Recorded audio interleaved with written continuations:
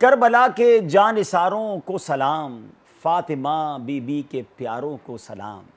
नाजरीन, आज बात करते हैं कुछ मैदान करबला की। जी हाँ, लफ्ज़ करबला कई बार सुना होगा। मैं चाहता हूँ कि कुछ आपको करबला ही की तारीख बयान करें। 10 मुहर्रमुल हराम सन 61 हिजरी में तारीख़ इस्लाम का एक इंतहाई दर्दनाक वाक़या पेश आया कि जब ख़ानदान अहले बैत और उनके जानिसारान ने यजीदी लश्कर के सामने भूख और प्यास की हालत में इस्लाम के परचम को बुलंद करने के लिए जो शहादत का मनसब पाया, जहाँ ये अजीम सानेहा रूनुमा हुआ, उस मैदान को मैदान करबला कहते हैं। करबला कहाँ पर है? करबला नजफ से 80 किलोमीटर, बगदाद से 103 किलोमीटर के फासले पर नहर फुरात के करीब वाक़ है, जबकि कूफा से तकरीबन 75 किलोमीटर दूर है। पहले ये सहरा था और अब ये मुल्क इराक का हिस्सा है। करबला दो लफ्ज़ कर्ब व बला से मुरक्कब है।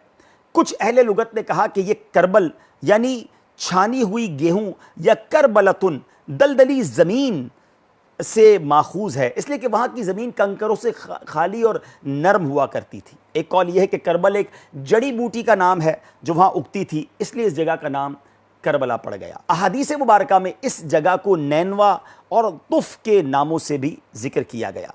इस्लामी तारीख में इस मकाम को ख़ास हैसियत हासिल है। नबी करीम अलैहिस्सलाम ने शहादत इमाम हुसैन के बारे में बाताए इलाही गैब की खबरें देते हुए इरशाद फरमाया था। हज़रत उम्मे सलमा रज़ियल्लाहु ताला अन्हा से हदीस रिवायत है कि हज़रत जिब्रील अलैहिस्सलाम नबी करीम अलैहिस्सलाम की बारगाह में हाजिर और ख़बर दी कि आपकी उम्मत आपके बाद आपके शहज़ादे यानी इमाम हुसैन रज़ियल्लाहु ताला अन्हु को करबला नामी मकाम पर शहीद कर देगी। फिर शहादतगाह की मिट्टी जो है वो नबी पाक अलैहिस्सलाम की खिदमत में पेश की गई। नबी पाक अलैहिस्सलाम ने उसे सूंघा और फरमाया रीहु करबियों व बला, यानी इसमें बेचैनी और बला की बू आती है। अल्लाहु अकबर। फिर नबी पाक अलैहिस्सलाम ने वो मट्टी उम्मुल मोमिनीन सैयदतुना उम्मे सलमा रज़ियल्लाहु ताला अन्हा को अता की और फरमाया कि जब ये मट्टी खून हो जाए तो समझ लेना कि हुसैन शहीद हो गए हैं। अल्लाहु अकबर। मौला अली शेर खुदा कर्रमल्लाहु तआला वजहुल करीम का भी एक वाक़या करबला के बारे में मिलता है कि जब अमीरुल मोमिनीन हज़रत मौला अली शेर खुदा कर्रमल्लाहु तआला वजहुल करीम का करबला के करीब से उस जगह से करीब से गुज़र हुआ तो आपने फरमाया यहाँ इनकी सवारियाँ बिठाई जाएंगी, यहाँ उनके कजावे रखे जाएंगे, यहाँ उनके खून बहाए जाएंगे। यानी आपने पहले ही खबर दे दी कि इमाम हुसैन और उनके लश्कर के साथ इसी मकाम पर यह जुल्म किया जाएगा। जब इमाम अली मकाम को दुश्मनों ने घेर लिया तो आपने पूछा ये कौन सी जगह है? तो जवाब मिला करबला। तो आपने फरमाया बेशक मेरे आका अलैहिस्सलाम ने सही फरमाया था कि ये करबो बला की ज़मीन है। ऐ मेरे प्यारे इस्लामी भाइयों, शहदाए करबला के दुनिया से जाने के बाद, शहादत के बाद करीबी एक कबीला था, उन लोगों ने फिर शहदाए करबला की जो है वो तदफीन की।